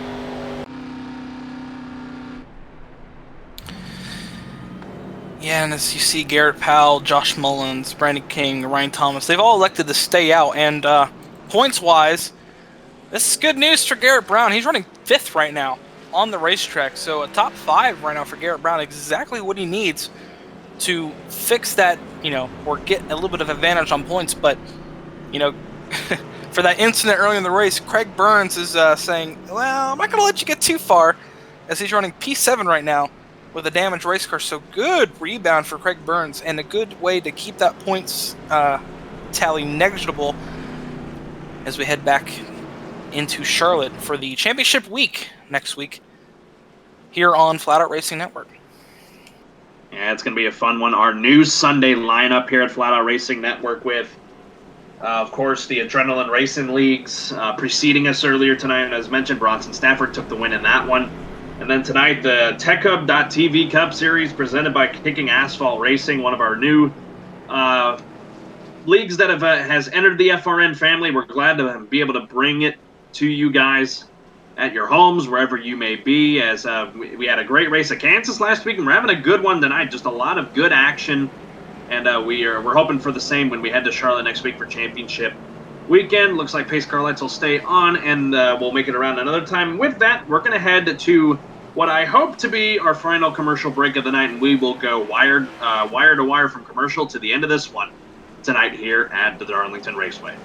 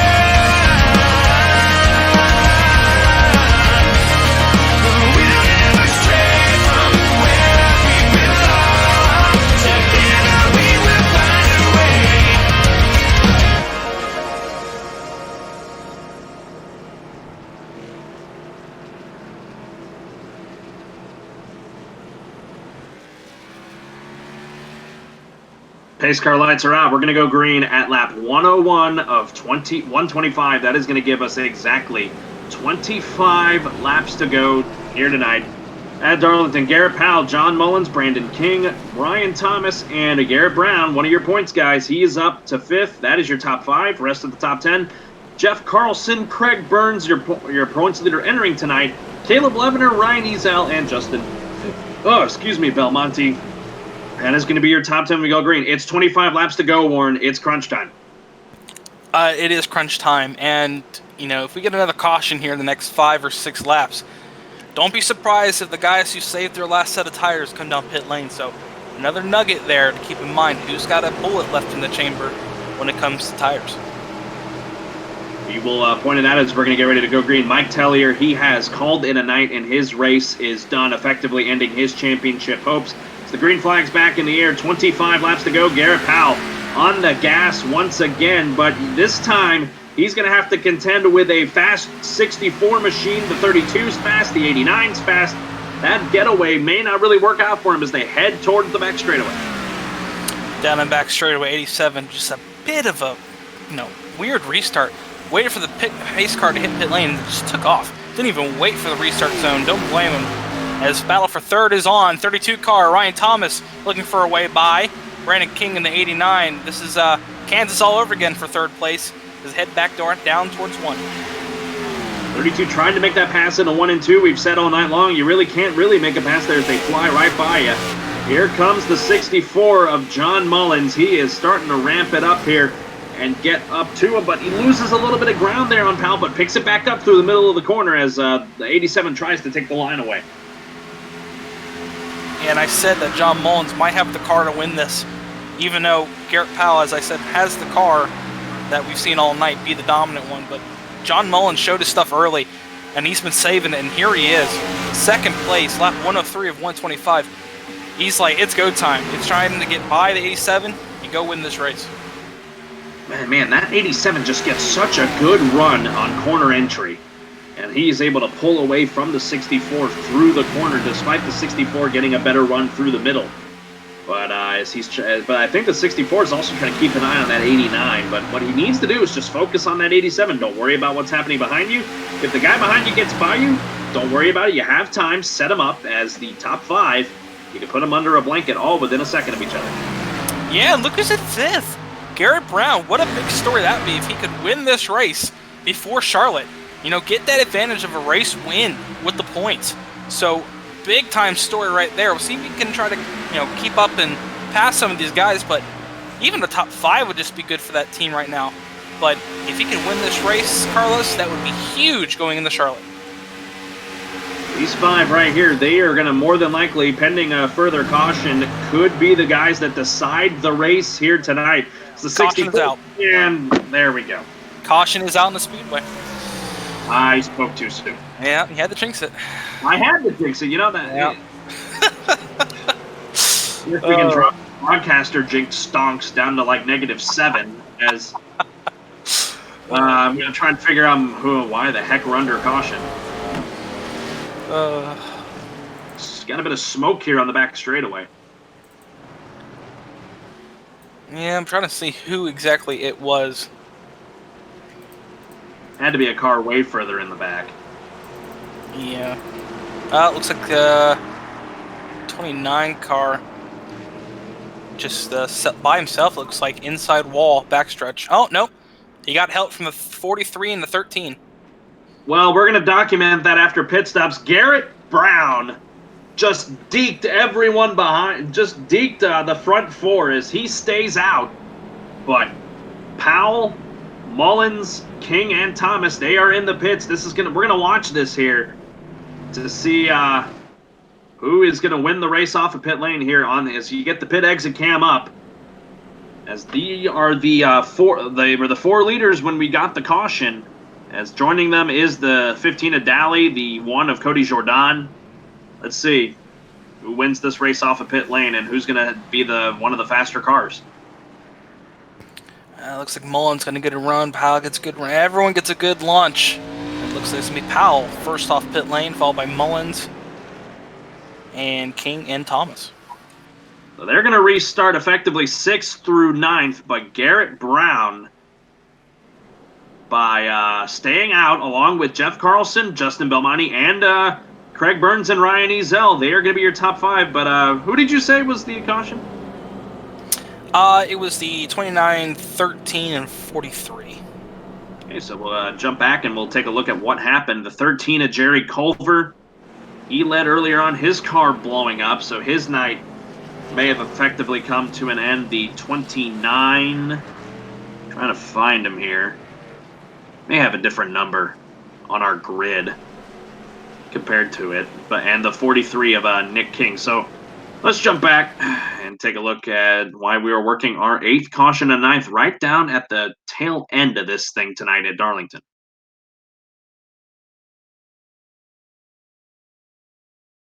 Looks like this happened a good amount of time ago. Culver was blowing up for a good amount of time as, here it is, right here on the back straightaway. Back at lap 105. Wow. That was the, actually, that was the 28 of Nathan Hall. That was the other car. Yeah, my mistake. No, you're good. That was got involved. 13 gets up into the 43 of Nick King. 43 gets the wall. And then the 13 and the 43 just plaster that backstretch old pit wall for a car further up. Now, I believe that actually was the 28 of Nathan Hall. He trying to correct things, spun it and got the wall himself. So yeah, really, that was about it. A 3-car incident. And it's a tough break for Jerry Culver. He was he led a couple laps by working the pit strategy, but it looks like his night effectively is going to come to an end, and that's why we are under our 8th caution of the evening here at Darlington. Yeah, and, not to mention now, we know who has used their bullets at the front of this field. Garrett Brown's probably used his last set a while back. Jeff Carlson used his set, Justin Belmonte, Craig Burns. They've all pretty much probably used all their sets of tires, and now they're kind of stuck in La La Land. As behind them, Garrett Powell, Josh Mullins, and company are going to have the freshest tires in the field. So yeah, expect the 87, 64, and 89 and 32 to get a really good launch here when we get back green. It'll be at least with 15 laps to go, so the window is shutting for them to get around these guys. So what they need to do is probably pick off 2 cars a lap, each of them, for them to get back to the way things were before this caution. But with a track like Darlington, and despite it being really closing in towards the end of this thing, I don't think we're done with the yellows. No, we're gonna have another one. I'm almost certain of it. We're getting the ground in crunch time. People are gonna be making more aggressive moves. Turn 1 isn't gonna be sure here, take it. No, we're gonna run side by side, and you're gonna see a lot of beating and banging here on the closing laps of this one. So they're gonna get ready and line them up double file here. Pace car lights are out. We are gonna go green with 16 laps to go. Garrett Brown, with where he's sitting right now, he would be your points leader by a point. Jeff Carlson in the 11, great run for him. He is in 2nd. Justin Belmonte, he's been hanging around here tonight. He's up to 3rd. Craig Burns, he's 4th there in that 12. Then Ryan Ezel, he's 5th with the damage. Those are the guys that stayed out. Then Garrett Powell, John Mullins, Brandon King, Ryan Thomas, and then Caleb Levener. That is your top 10. Rest of the cars on the lead lap, Stephen Kerpel, a good run for him. He's 11th, Travis Daly 12th, and then Cody Jordan. He is 13th. 13 cars to try and decide a winner. Here tonight at Darlington, we'll see if the yellows continue to fall like we're expecting. Oh boy, this is going to be what I hope to be an exciting run to the end. I hope it's going to be an exciting run to the end. We set it up. All the cards are in place. Now it's just time to show exactly what hand you have at the Lady in Black. Do you put it down, or do you all hold it against your chest a little bit more? A little disagreement back of the field for position. Gray flag in the air, and Garrett Brown wasting no time to get going, and especially with Garrett Powell wasting no time. Thinking about 3 wide, no stays 2 wide, but that will split the field up as they head down towards turn 1. Garrett Brown opens up about a 3-4 car length lead over the 11 of Jeff Carlson, but yeah, there is the 87 of Garrett Powell. Might start trying to set up some guys as they are getting squirrely further back, as here he goes. He makes the move on the points leader entering tonight, Craig Burns. He's going to try and get Carlson in one. Whoa, a little bit of contact possibly. Got the 11 out of shape as now he is up to third. He's going to try and set up Belmonte here, who's in second, a little bit of uncharted territory for the 30. As, Carlson is going to smack the wall, and yeah, he is fighting an ill-handling race car now. Whoa, nearly came down into the 15. Travis Daly might have brought out our 9th caution, but didn't. But meanwhile, at the front, Garrett Powell still maybe trying to set up the 30 here, really close to him, as they head towards the front straightaway with 13 laps to go this time. And I don't blame Belmonte one bit there. I'd squeeze that 87 car all the way down to the wall if I could, because he knows he's got fresher tires. He knows he has to defend. Blocks him off turn 2. Powell looking for a way through. Are they going to go 3 wide? No, but Powell's going to get the inside of the 30 of Belmonte, and right behind them is Mullins looking for any way through. He's now going to try and set up the 10 of Garrett Brown here. Here we go. Garrett Powell going to try and muscle his way back to the lead. Look at Mullins trying to use the outside around the 30 of Belmonte. Couldn't quite make it work. New leader, the 87. The 10 going to try the crossover. I don't think he's got the power to do it. And now the 87. He can start gapping the 10 and the 30 to try and get away from that equally fast 64. And if you're the 64 Mullins, you have a lap. You have 1 lap to get by these two, or the 87 car is going to go bye-bye, and he's not going to be able to be caught up, as we're 10 laps from the finish here. So if you're Mullins, you need to get by these two right now. Trying to clear the 10 of Garrett Brown right now. He is still not able to do it. He still has it stuck on the inside, as that 87 is going to start checking out. But look no further, folks. Ryan Thomas and Brandon King, they are in tow inside 2 seconds of these guys. Of course, they have to get around the 30 and the 10 as well, but they are running pretty good as well compared to the 87, as the 30 maintains there in second. The 64 finally got around the 10 of Garrett Brown. But that move there, moving Brown back to 4th, that puts Burns in 7th. Brown still ahead by 1 point on the live points tracker. Yeah, that's big going into Charlotte, but right now, Mullins needs to put his head down and chase down the 87. I know he's got the 30 of Belmonte to get by, but it's not as bad as it could have been with them still side by side. But don't look now, but here comes Thomas and King as they head down towards turn 1 and 2. And the 64 has just not got the pace that we saw earlier from him, does he?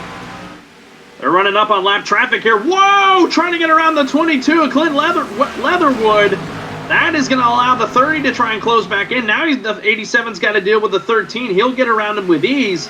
Ooh, a scary moment for our race leader there on the back straightaway trying to there. Man, the 22 has been around quite a bit with our leaders tonight, but he keeps it going. The gap only lost about a tenth and a half, as the 30 of Belmonte trying to get back to him here, despite with the slower tires. Right, and if this was he wants to be a millionaire, 64 just used a lifeline. He just used the the get out of jail free card, as he's going to try to pass a 30 here. He's now got that gap down due to those lap cars to just about half a second. So if he can get by the 30, indeed he does right here. Now he's got half a second to get instead of the 1.5 that was just a few laps ago. With 7 laps to go, it is a green racetrack in front of both men. The 87, and the 64, the 30 trying to stay in this fight to try and maintain a top 5. As further back, might have had trouble with the 32 at Thomas. He might be blinking, so we may just give that a second.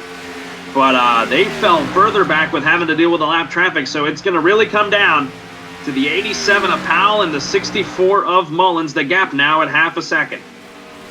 It's a half a second, and the 32 car is not blinked back in, so something majorly wrong with 32 might be going on, as we'll try to keep an eye on that.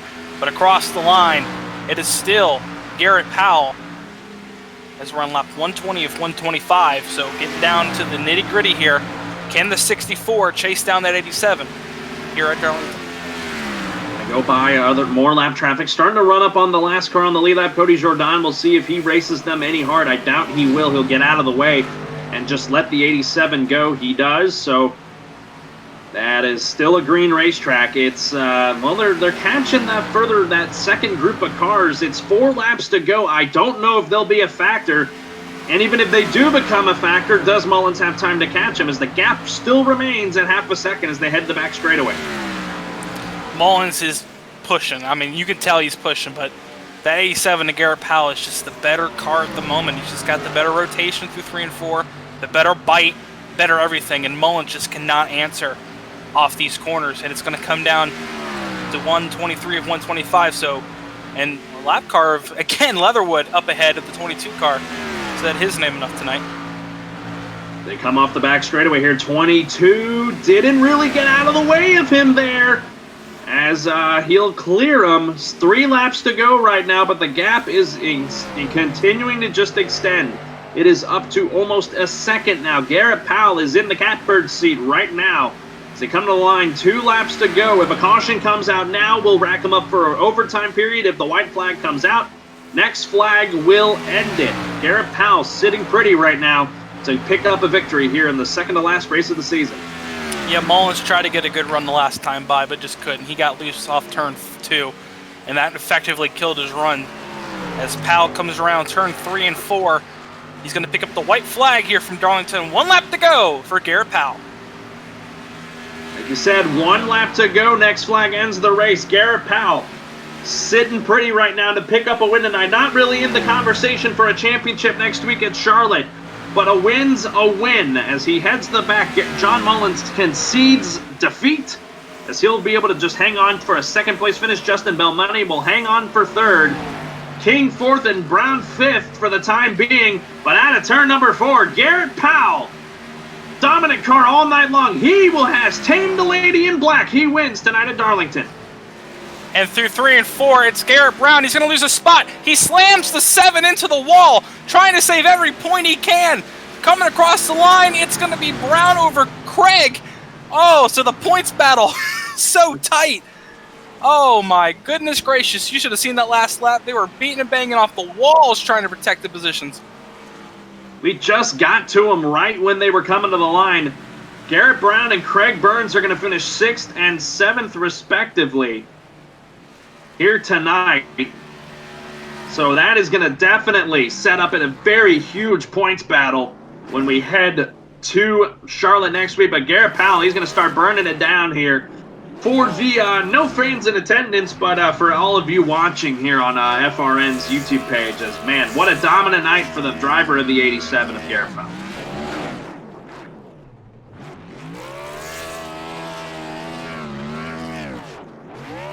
Again, a valiant effort from John Mullins. He tried to really get around those guys, the 30 and the 10, but just ran out of time and just ran out of stuff to try and run down the 87. He'll finish 2nd tonight. Justin Belmonte, what a run for him. You'll get to hear from him as well. He is 3rd. Brandon King 4th. And how about Travis Daly? He was fighting around the top 15 for the majority of this race, and he rebounds to a top 5 finish. Indeed, and what a result there. When you think about it, that was a good result. And, you know, we've already documented Garrett Brown and Craig Burns. Caleb Lenevere, 8th, Jeff Carlson, 9th, and Ryan Ezell in the 88, rounding out your top 10 as Garrett Powell will continue his march on the racetrack. Updated points. Carlos, they're in. You want to hear the points going into Charlotte? No. I believe everyone... Oh, you don't? No, of course I do.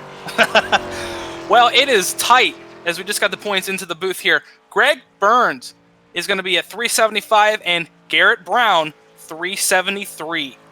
Wow. So it is a 2-point margin heading into Charlotte.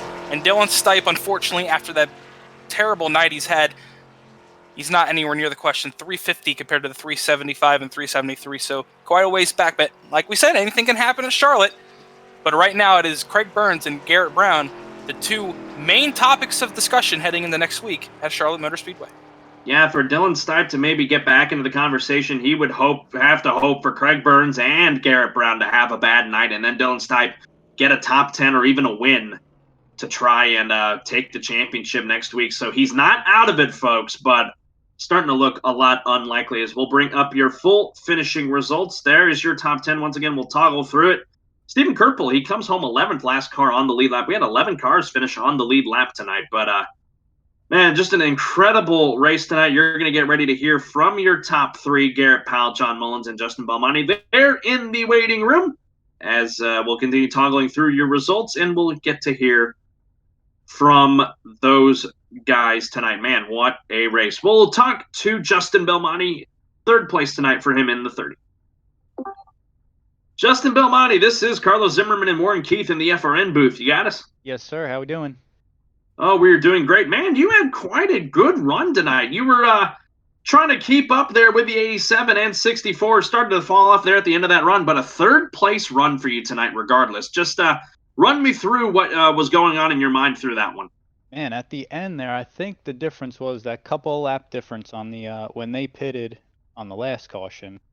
My tires were just a little bit too old. I just wanted to hang on. I knew we were going to have some lap traffic, and I was hoping that we'd get a little bit of a holding them up and make a move, but it didn't quite work out. They were too fast. Yeah, and the fact that you, we said up here when you squeeze Garrett Powell down, I was like, I do not, I'd block him to the inside wall if I could. You squeezed him so I much. wasn't trying to. I was just trying to hang on to the thing while he went by. It's so damn tight. Yeah, I don't blame you. And that was a good run, and you were up front most of the night. And you've missed all the incidents. You've done what you need to do, and the Lady in Black was kind to you tonight. If there was one thing you could change tonight, and strategy-wise, what would it have been? You would have saved that set of tires. What would you have done? Oh, big time. That set of tires made all the difference. I was just unsure if we were going to really get that last caution.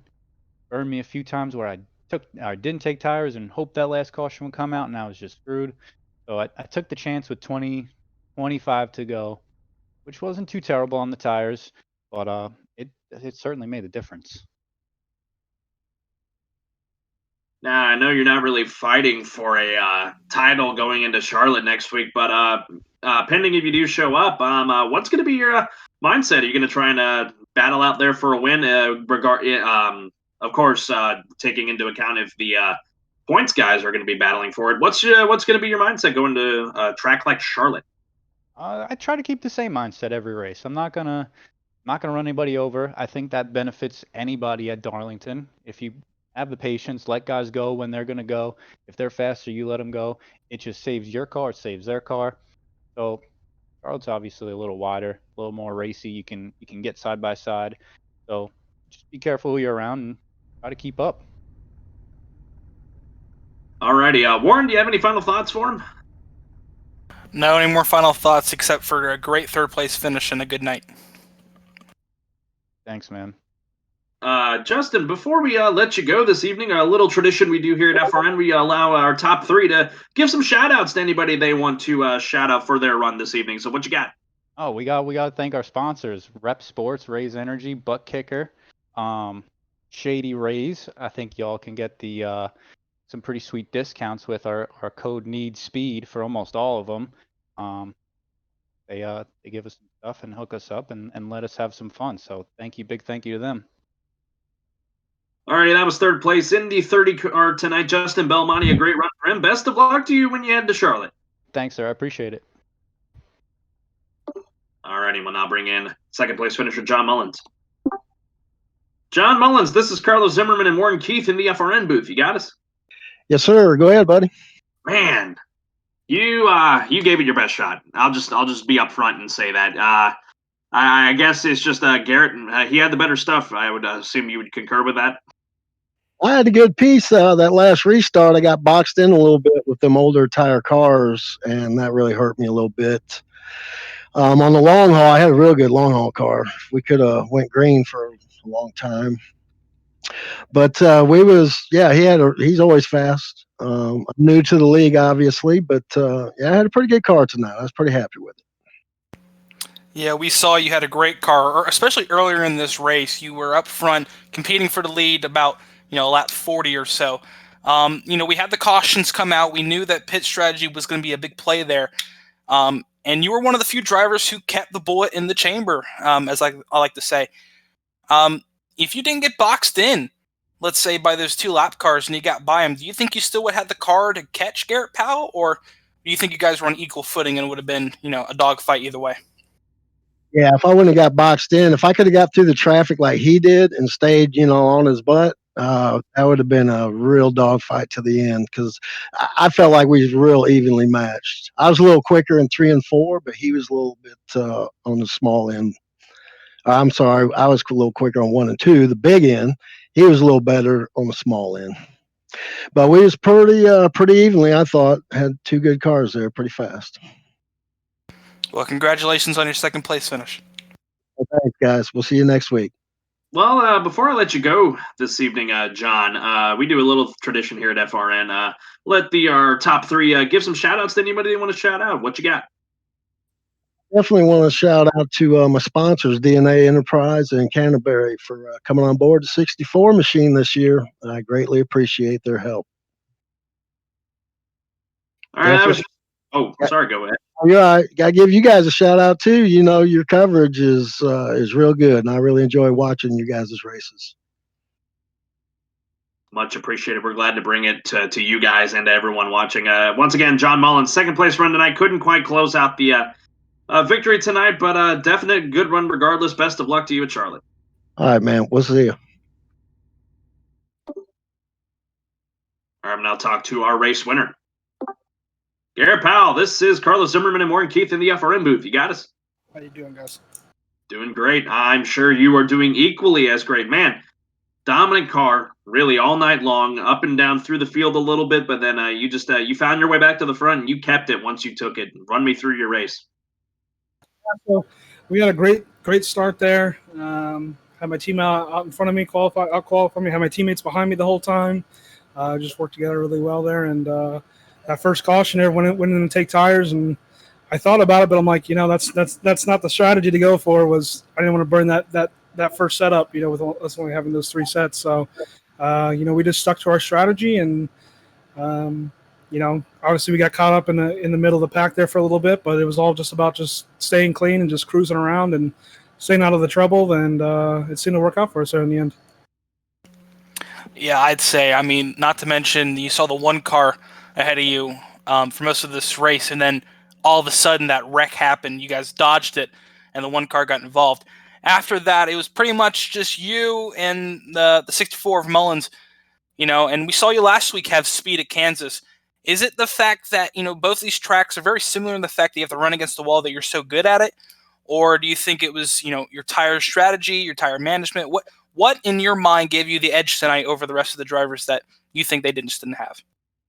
Well, I mean, every single race that I've been in this league since Sonoma, we've always had a fast car, always up front, pretty much every single week. We won Sonoma, we won Indy, Chicago, we were up front the entire race. Richmond, we were up front for most of the race, and then last week, Kansas, we were up front most of the race. So, I mean, I always seem to find speed compared to a lot of the other guys, and I've learned that I'm pretty good at saving the tires there to the end. So, it's not so much about being out front is where you find the speed. It's just if you got someone out in front of you, riding second or third, whatever, you can just save so much more than those guys out in front of you. And these tracks that have a little bit of draft, you can use that to your advantage, and maybe break a little bit sooner than the other guys, but you catch them back going into the next turn. So I've learned that saving my tires is definitely the biggest thing, and every single week it's worked out for me. Well, congratulations on your win tonight. Thank you very much. Well, Garrett, before I let you go this evening, anybody you want to give a shout out to? Any sponsors? Mainly just like last week, the guys at Waffle Motorsports and Dylan Stipe Motorsports, like I was saying last week, we just work all together every single week and day in and day out and bounce strategy off each other and figure out ways we can be faster, ways we can improve. And it always seems to work out for us. And, just like I said last week, I wouldn't be able to do it without these guys. All right, that was your race winner tonight, Garrett Powell. A great run for him tonight. Best of luck to you in the season finale at Charlotte. We'll see you. See you guys. All righty, Warren. That's going to wrap up the interviews. Just give me your thoughts. What a race. What a race. And, we're starting to see players come and go in these races. And some guys really, this is our second week of covering this. Kicking Asphalt Racing, Tech Hub TV Cup Series, and I'm impressed. We're starting to see drivers like Garrett Powell run up front, Ryan Thomas run up front, but we cannot stress enough the importance of next week for 2 of our drivers. You got Craig Burns and Garrett Brown, both going in the Charlotte, both have the pressure on them to just do well next week, and that's going to be a big talking point and something I'm really looking forward to next weekend. No, it's definitely going to be a fun one next weekend at Charlotte. Same time, same great channel here at Flatout Racing Network. Myself and Warren Keith will be on the call for that one, coming at you 9:20 Eastern Time, 8:20 Central for the season finale at Charlotte. Man, it was quite a race tonight, Warren. I'm glad you're on board with us, and I'm very excited for next week. Yeah, let's get it rolling and hope Sunday comes as quick as possible. I'm hoping for it too. So next time you'll catch me in the booth, me and Logan Brakey. We will be on the call for the first race of the Chase for the Chris Cup. The CNASCAR Chris Cup Series heads to Chicagoland in Joliet, Illinois. They will be going at it for the first race of their chase. 16 drivers fighting for 4 spots at the eventual finish of that chase at Phoenix. Once again, me and Logan Brakey will be on the call for that one. That one coming at you at 6 o'clock Central, 7 o'clock Eastern this coming Saturday, the 15th of August. That's the next time you'll have me. And then, like I said, me and Warren will be back with you for the TechHub.tv Cup Series presented by Kicking Asphalt Racing here, their season finale at Charlotte. I want to thank our sponsor tonight, Heaven's Best Service Group, for sponsoring tonight's race at Darlington. Of course, TechHub.tv for sponsoring as well. Like also thank Matthew Rodriguez and Seth Cole, 2 of our great operations managers here at FRN, and then everyone who makes this possible for you guys to enjoy it week in and week out. Once again, your race winner, Garrett Powell, picking it up tonight. Points battle going to be very thick between Garrett Brown and Craig Burns when we head to one of the world centers of racing in the world, Charlotte Motor Speedway. For Warren Keith, my name's Carlos Zimmerman. Thank you very much for watching. Good night. God bless. We'll see you next time. Good night from Darlington, South Carolina.